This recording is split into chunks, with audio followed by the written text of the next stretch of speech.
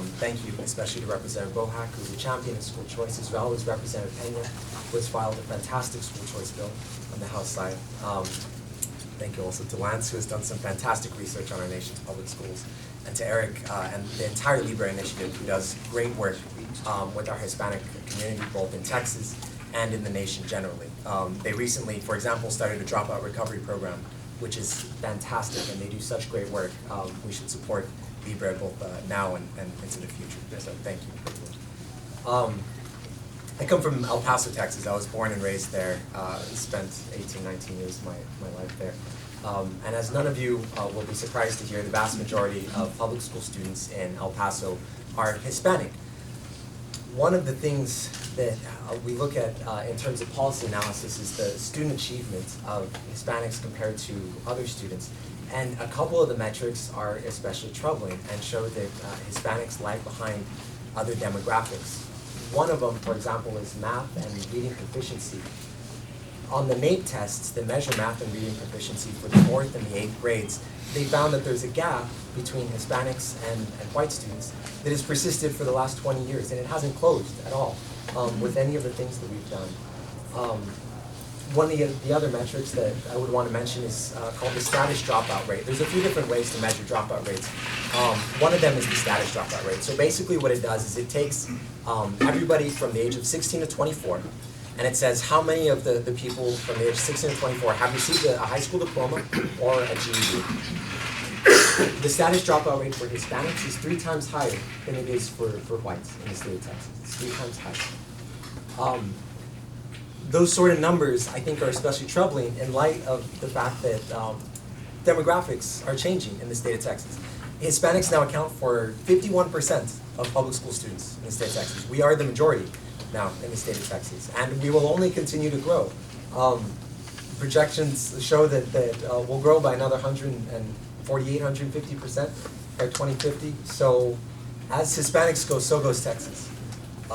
So we need to really be concerned about this and ask how we can improve student achievement. And one of the things that we can do, and that research, as Tom just pointed out, does, is school choice, enact school choice for all Texas students.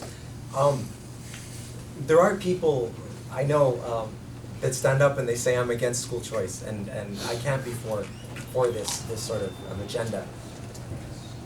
I don't understand that, and I can't stand against parents having options, because I benefited from my family having options. Out in El Paso, I was zoned into a high school named Austin High School. The average SAT score when I graduated from that school was 858 out of 1,600. And that's the students that took the SAT. The graduation rate in the year that I graduated from Austin was 64%.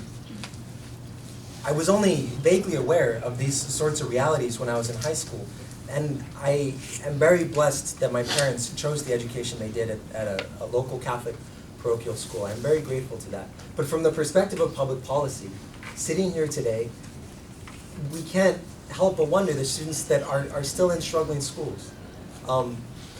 We can't ignore those children, and we shouldn't.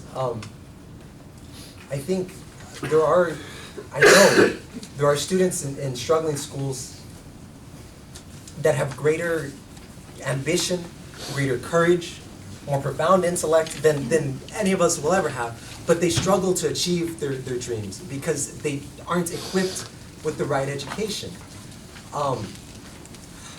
One of the things that I think that I've heard before, and that might get me in a little bit of trouble for saying, I might get in a little trouble for saying it today.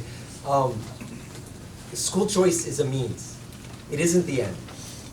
It is a means by which we answer the American question. It is a means by which we answer the question of Texas, which is this: will we be a state in which, when children are born, what will determine their destiny is not their address, not their zip code, not a pick in a lottery for a school that can't fit as many students as they wish they could, the charter schools, but rather their answer and their parents' answer to the question, how bold are your dreams? How hard are you willing to work for them? How much are you willing to sacrifice today, your momentary pleasures for the promise of tomorrow? That's the question that I think school choice addresses. That's the question that we need to grapple with and that we need to answer today. School choice received a fantastic hearing last Thursday before the Senate Education Committee. It was great. There were parents, there were teachers, there were community leaders that came and supported school choice. One of the leaders was Reverend Kev Tatum from the Fort Worth area, and he is a leader in the Baptist Church. His testimony was fantastic and it was moving, and I recommend that everybody go watch it. It's online and you can watch it. But I want to highlight one thing that he said, and that was this. He works with students that have dropped out of school, students that are struggling, and he expressed his frustration before the senators. He said, you know, I work with these students and they cannot read, they cannot write, they cannot count money. What are they supposed to do? How are they supposed to support themselves and their families? And that's something that I think is very moving. I tutored writing actually down in San Antonio for Palo Alto College for a time, and I worked with students on writing skills and reading skills. And it surprised me actually, the first time I met a student that couldn't form a compound sentence, and then after that a simple sentence. It was very surprising and frustrating, saddening.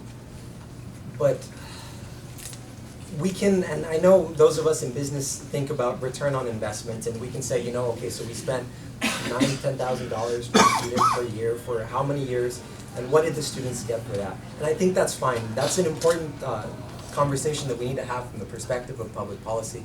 But for a moment, we need to focus also on the lives and the lost potential, and take our mind off the money for a moment. There was Clarence Thomas in his autobiography. He said, you know, I never doubted the greatness of a nation in which a boy like me from Pinpoint, Georgia, which is a small little town, could go all the way to the nation's capital. What made that possible was his education. His education is what made that possible.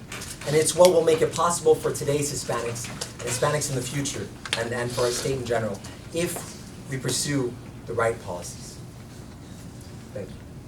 Thank you, Michael.